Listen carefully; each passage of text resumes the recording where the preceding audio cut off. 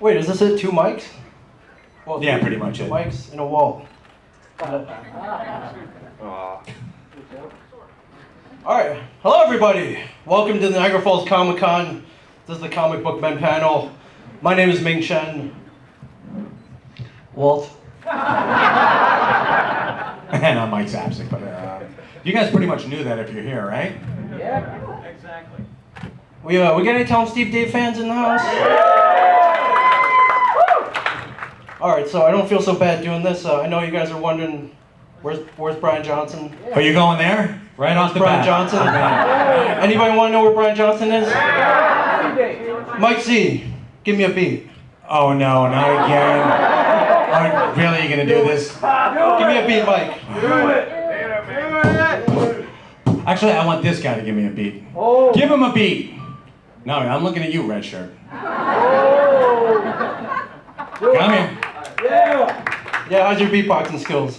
Excellent. Just keep it slow. Okay. That's gonna be tough. All right. Alright. There we go. Perfect. Yo, me and Mike are here, and Walt is here too. So where the hell is Brian? Well, I think I got a clue. He came up to the border. They brought him down the heat. He threatened everyone with some phallic jelly meat. Started ranting and raving, and the fame went to his head. Does anyone else wish we brought Sunday Jeff instead?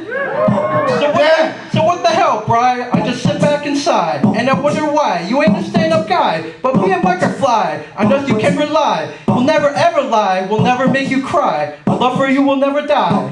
So thank you one and all.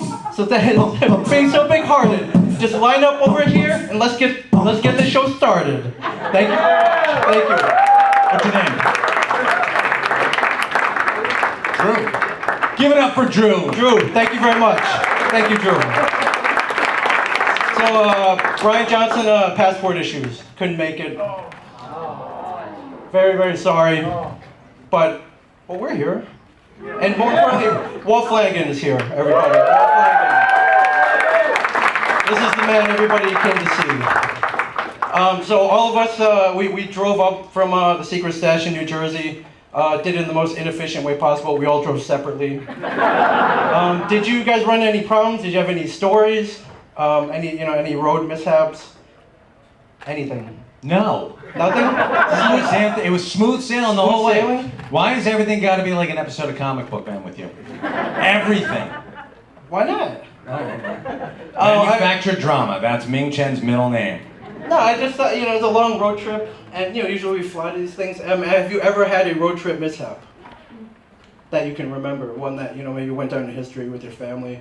Like my father stopping, beating the crap out of like 6 kids? Yeah, it was like every road trip. So it was the 70s, man. Isn't that something you should block? That's not really memorable. Did you take a lot of road trips when you were a kid? Couple. I still don't know if I'm still in my bed dreaming. I can't even imagine this is real, that you're rapping everywhere you go. You know what? This is my threat. If Brian doesn't show up these things, I'm just gonna rap. That's the threat. So he's gotta show up. He's gotta start showing up. I've got to do other cons with this guy. It is. I don't really have a road trip story. I do have a story where we all kind of left the store on the first New York Comic Con in 2006. We used to run a booth for Kevin, which meant we had to drive a truck full of merchandise up and set up a table and be there all weekend. And then at the end, we would break it down. And at the end, con is over. It's a Sunday night. We're breaking it down. We load all the boxes in the truck. And I have to go and get like a parking permit. So I park the van, I go get it. And when I come back out, I cut the wheel too short. And I hit the lift gate on the semi in front of me, and I ripped the side of the van open like a tin can. It was literally like there was one of those doors on the panel van. It was hanging off, and I just remember the moment I did it.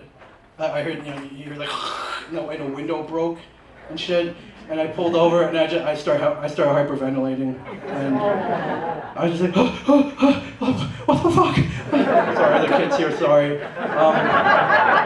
And I didn't know what to do. I don't know if any one of you have ever been in a traumatic accident or ripped off of the side of a van before.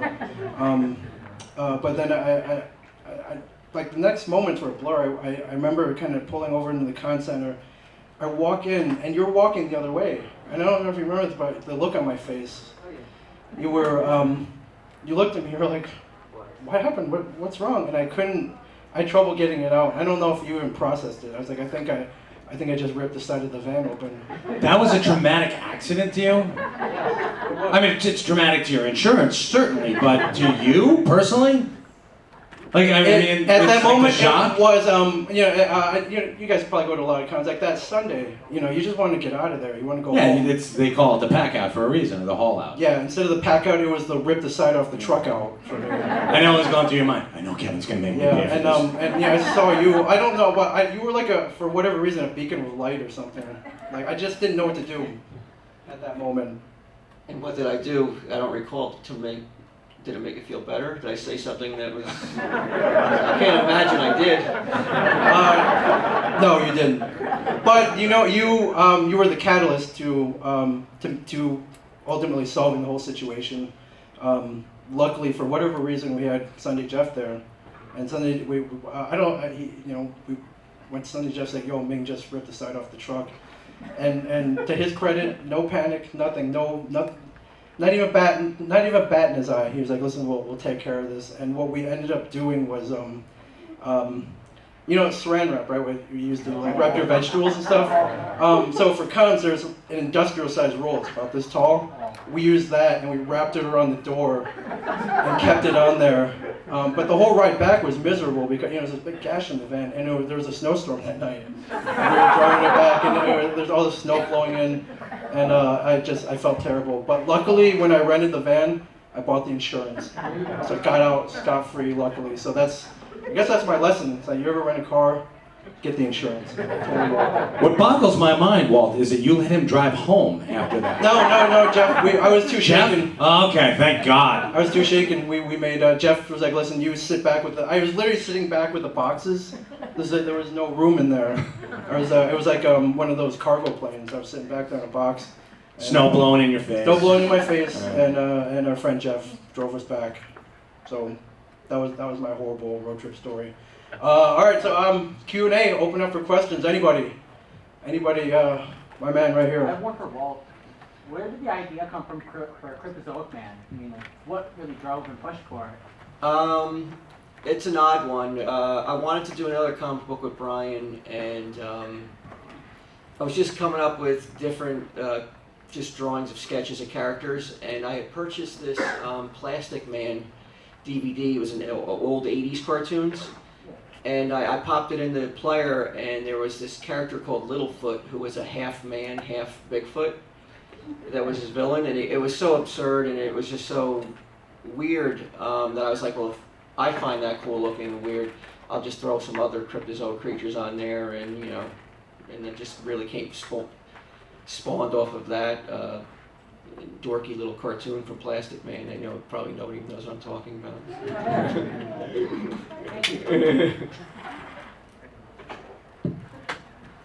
Right back there. Hey, I came here a little late, so sorry if you guys already explained this, but where's Brian at?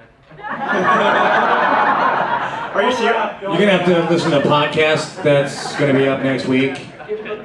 Yeah, give me a beat, Mike. Hey, Red, get up here again. He had passport problems.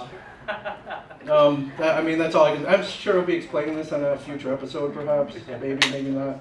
It's not that interesting. Right here. Any plans on stretching the show to an hour? It's not up to me. If it was like MMC Mike or Mike Zapsik channel, it would be an hour.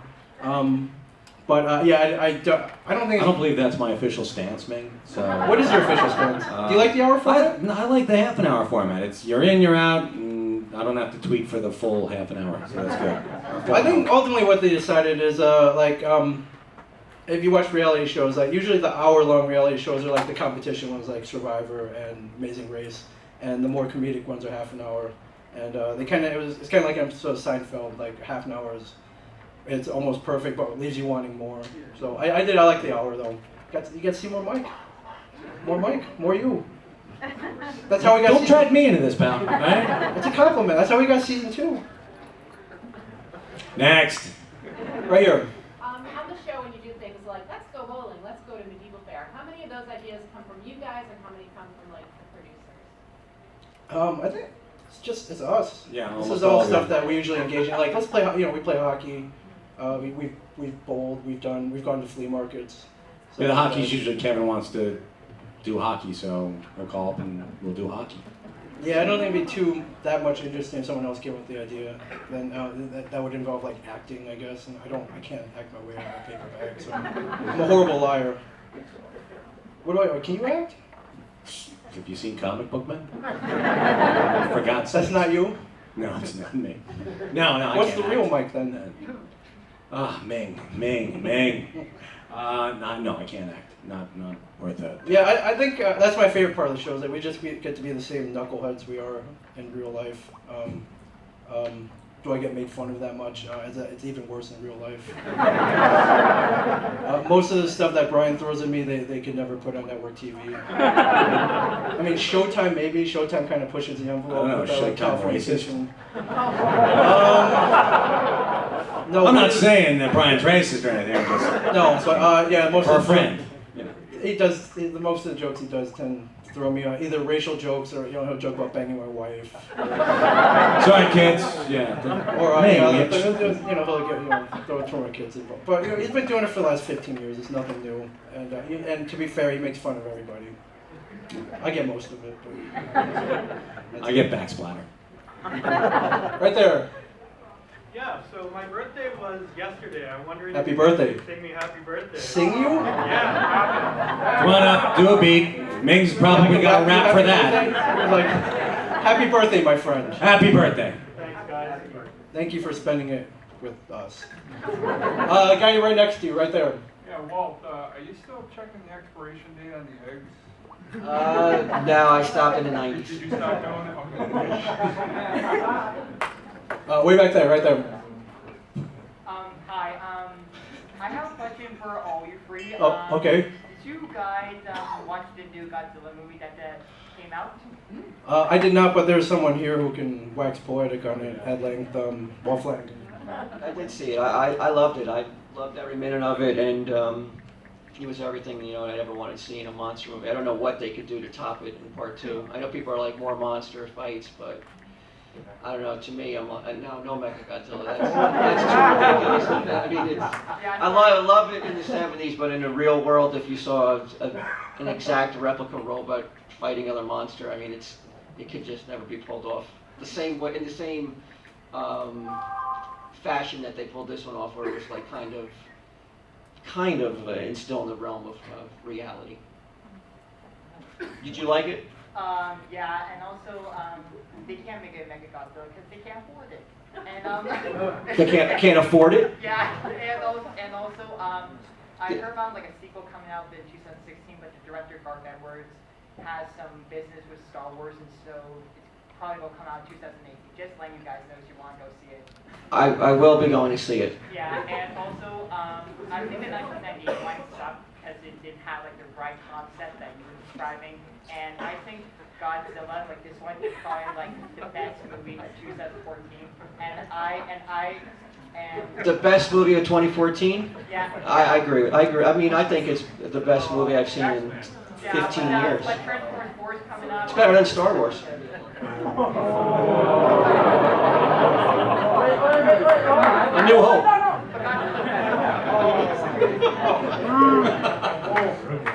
This is like that Shatner moment where he makes fun of the fans and they turn on. This is the exact moment everyone's like, tell him Steve Dave, now I'm gonna go listen to realize myself there were people who comics. made Star Wars in the audience. This guy right here is about to rip his shirt off and throw it back at you. First, monster movies.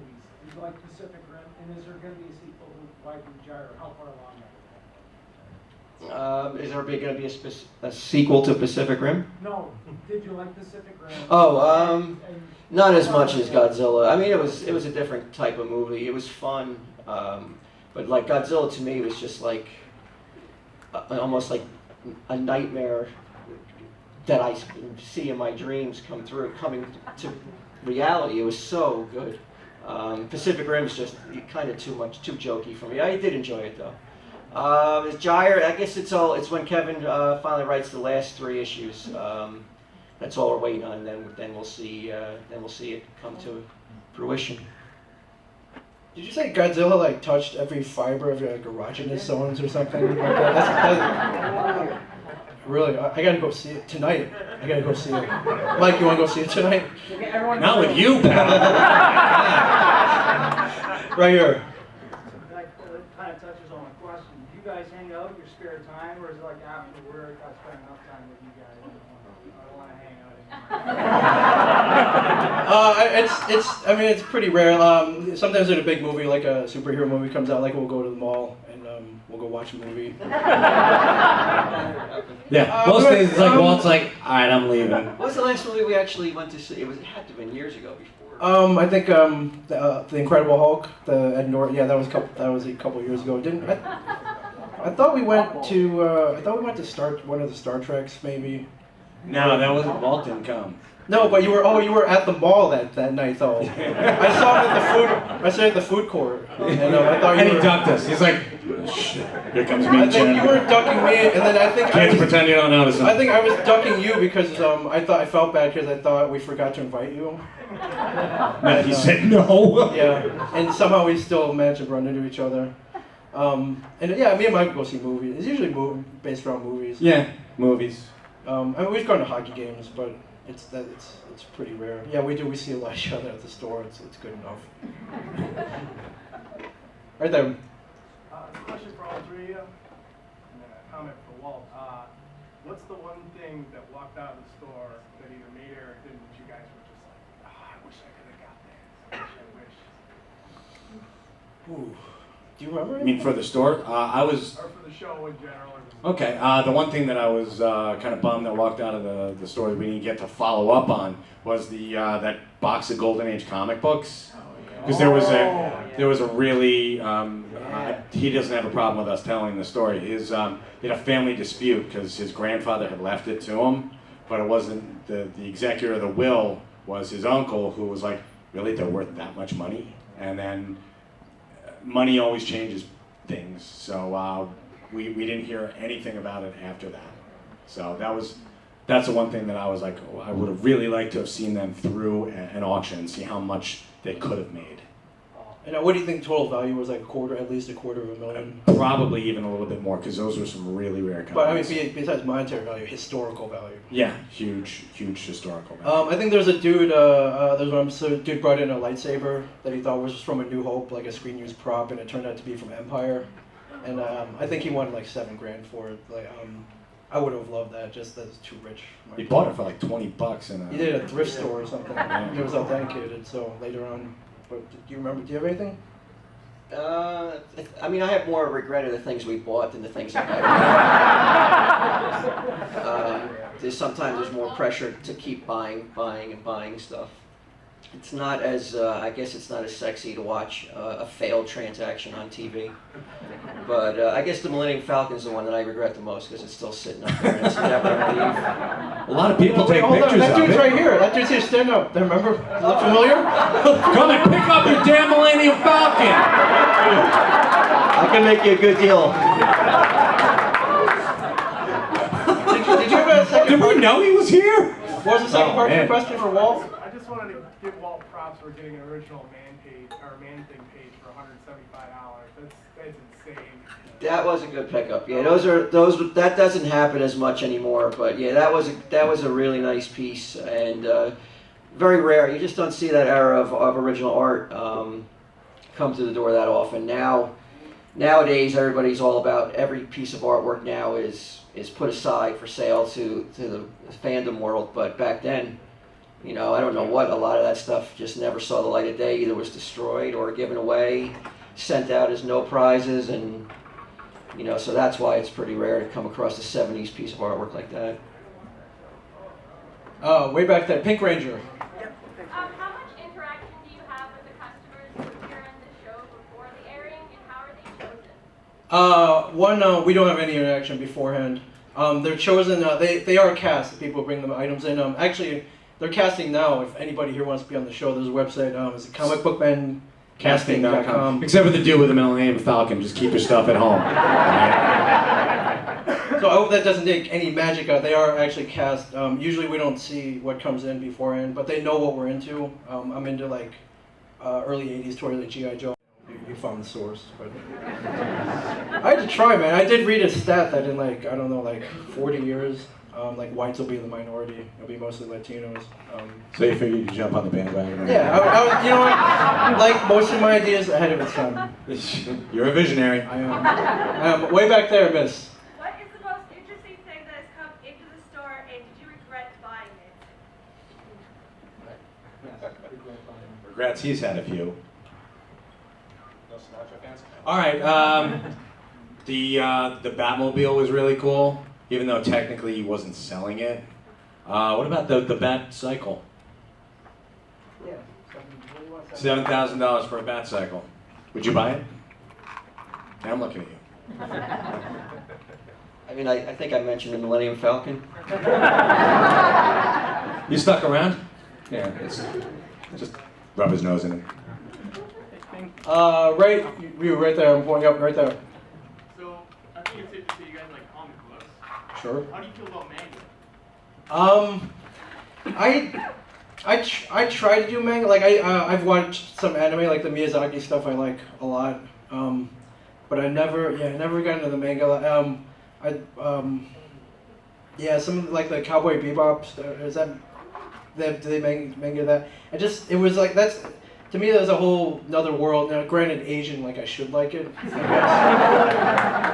guess. And I do remember my dad. Now I remember it. We were in Chinatown. My dad took me into like a Chinese bookstore, and he was trying to get me into. I think it was Chinese. It was Chinese. It was Japanese Chinese, but it had the same thing where it went from right to left. And I remember looking through there, and it was all black and white. And there's a lot of characters, funny looking characters, and. It never really captured me. So, and there have been people coming in the store asking, like very rarely, but every so often you get like a manga, you guys carry manga? Like, no. Yeah, we have had some in the past, but we don't really stock a lot of manga, solely based on the fact that me and Mike don't really read it. We don't really have much knowledge about it, so we just kind of stick to what we love. And I know that sounds crazy to cut off that whole big portion of it, but there's so much choice and selection for it. If you stock the wrong thing, you'll be stuck with it forever. So can we kind of just let Lone Wolf and Cub, some of the other Akira. Yeah, I mean it's the most vanilla of offerings on the manga front, but. We stick to our bread and butter, which is superheroes and stuff like that. And some horror. So just, for no other reason, we're just not knowledgeable about the manga comic books. And I mean, he's a target audience, and you couldn't even capture him, so. I do remember the one time I almost got into manga, and if you go home, Google this. Anybody fan of Chasing Amy? In Japan, they made a Chasing Amy manga book, and we got a hold of a couple copies. So I started flipping through it. It was one of the most graphic things I ever saw. They did not hold back on the description. You've seen the movies. They depicted. It was more pornographic than the actual movie. There was a lot of nudity, and I read the unfilmed script, and that was pretty. A lot of the stuff they just described in the movie. That's what made you go, I've got to get into manga? Yes. Actually, and you're surprised that that's what would have gotten him into manga? Ming. Look. Right there. Hey, you. Yes. Hi. What was your main reaction to meeting Stan Lee? Stanley, when I heard he was coming in to the charity shoot, I was and then they're like, hey, would you greet him as he pulls in? I was a little freaked out. It was intimidating. But once he came in and got through that door, it was like he was Stan, like that nice, friendly, like grandpa kind of, but with fatherly, but as if your dad or your grandpa created the most beloved characters in the comic book universe, and he was that guy that Excelsior, like you guys are great, all that stuff. He had so much energy too. It was unbelievable. I think when he came in, he was 90. He was about 90. Yeah, he's about. 90. And he was jumping up on our counters. We put a stack of stuff in front of him, and he signed it all, answered all our dumb questions. And I think the most shocking thing was 90-year-old man with that much energy, and yet Brian Johnson, who was less than half his age, didn't even have like a quarter of that energy. It was great. I have no comment to that. It was great to see. One of the greatest days of your life. It was great. Stan's a fantastic guy, just very warm, and You know, he could only stay for what, like 5 hours, but it was like Only 5 hours? I don't know if any of you have met Stan, but usually if you do it at a con, it's literally like 20 seconds maybe. Or, you know, they push you in front of him, put down your enemy signs at next. Are you saying I'm spoiled? I think we're spoiled. Yeah, we're spoiled. We're all spoiled, and you know, this day, like, we actually got to spend like actual time with him, which was cool. Right there. Me? Yes, you. My cable cut out at near the end of the episode, but you were interested in the G.I. Joe carrier? Yes. Did you buy it, and did your wife let you set it up, or is it still in the box? So there's an episode where any G.I. Joe fan, I bought the G.I. Joe aircraft carrier, big 7 foot, it's longer than this table, something I wanted for 30 years. And at the end, yes, I did actually end up buying it. I struck a bargain with the guy. Immediately after I bought it, my plans were to take it home and set it up, and you know, I could kind of admire and play with it. And I introduced my kids to the world of G.I. Joe, and I realized I got no room in my house. Like, absolutely, this thing is huge. You really need like a whole room dedicated to it. So I dismantled it, and it's sitting in the basement of the store right now in a box. Which it's just kind of criminal, but it's mine though. Like I still own it. There was. I sold it. Oh, did you? I didn't think you wanted it, or you haven't looked at it since that day you put it down in the basement. Yeah, It's even worse, he sold it to Muse. By the way, you owe the store $700. There was a day where you know, I bought it, I put it in the box, and I put it in the basement, and then like a month later, I came in and it's set up again. I'm like, what the hell's going on? Did some magic fairy come in? Is that the aircraft carrier? He's like, Yes, no, he did. Muse had come in the middle of the night, saw it, and would not stop until he assembled it again. It was really weird. And so I had to break it all back down. Like, it took me a while to figure out what happened, but it was really bizarre. Hey. Can you guys comment on a possible Clerks 3? So Clerks 3, I've read the script, a draft, an early draft. I don't know. There's not much I can tell you about it other than it's good and all your old characters come back. When it gets made, I don't know. It keeps getting pushed back. I think there's some weird rights issues with Miramax or something, or the Weinsteins, and they're trying to work that out. But the script is done, and it's very, very based in fandom, and like how rabid we are in being fans of something, or how we're fans of something coming out. I think I think if you're sitting here, there's no doubt you'll enjoy it. And Jane Silent Bob, we're back again. Right there in the green. Yeah, will Rob Bruce be on your show if his pilot takes off, or is that it? I don't know for sure. I believe he will though. I believe there's enough room for Rob Bruce. Enough for Rob Bruce. Yeah, yeah. I'm maybe not as much. But do you enjoy the Rob Bruce? I like his hair. Will you be watching? You like his? You like his hair? Oh yeah. Dude, you ever seen Nine Dog? It's not that hard of a hairstyle. Just don't wash your hair for a couple of years. He's not lying, folks. That's pretty much it. Right back there, the sunglasses. Yeah. Oh, you. You again. Hey, you got, I got a question for Walt. What I was saying about the Transformers, like, that's fine. How do you, I heard you talk about, like, monsters and stuff like that, and I know you like those kind of stuff. Like any monster movie that coming out or people that are talking about, would you go see it? That's upcoming release, you mean? Like, That hasn't been released yet? Upcoming release or old or remake. Is there any? What can someone help me? The Krampus, yeah. Is there any big monster movies on the docket to be released soon? I don't know. Is there anybody? I figure this would be these guys got the pulse, right? Jurassic World. What's it called? Jurassic World. Oh, there's going to be another dinosaur movie? We'll wait for that one on disc. I'll see it. But anything with dinosaurs running around, yeah. I mean, it just keep getting made better and better in terms of what the monsters look like, the dinosaurs. So absolutely. I mean, I mean, it's better than that some of the romance movies are coming out. But so, I don't care what it is as long as it has a monster. So you will not be seeing the latest Adam Sandler, what Drew Barrymore. What was that movie called? What? Blended. Divergent. No, Yeah, sorry. Right here, glasses. You guys, I just want to say I love the show. Thank you. And just a question: with you guys being on AMC, any chance we're gonna see you guys as like zombies on Walking Dead one day, or? I would love that. I would Yeah, so love that. two of us, but you might have to go back to season 1 and just watch that episode over and over and pretend. Yeah, I thought maybe we had a shot. Didn't they put like a football player? I don't know if you read about it. It was I can't remember which one. Like they put like Heinz Warden as a zombie. Like it was a brief second. Yeah. Oh, that's pretty cool. See, like they found he was a fan of the show. I think it'd be too obvious to run us in there. Yeah, I think that'd be pretty cool.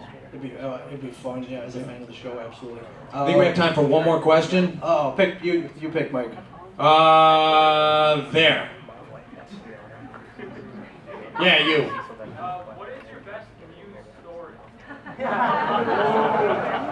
I was wrong. We don't have time for any more questions.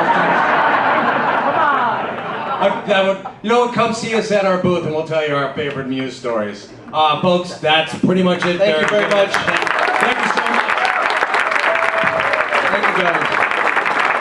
Come see us down at our Boutique Hall, next to the 7th Doctor. Yeah, we're next to the 7th Doctor.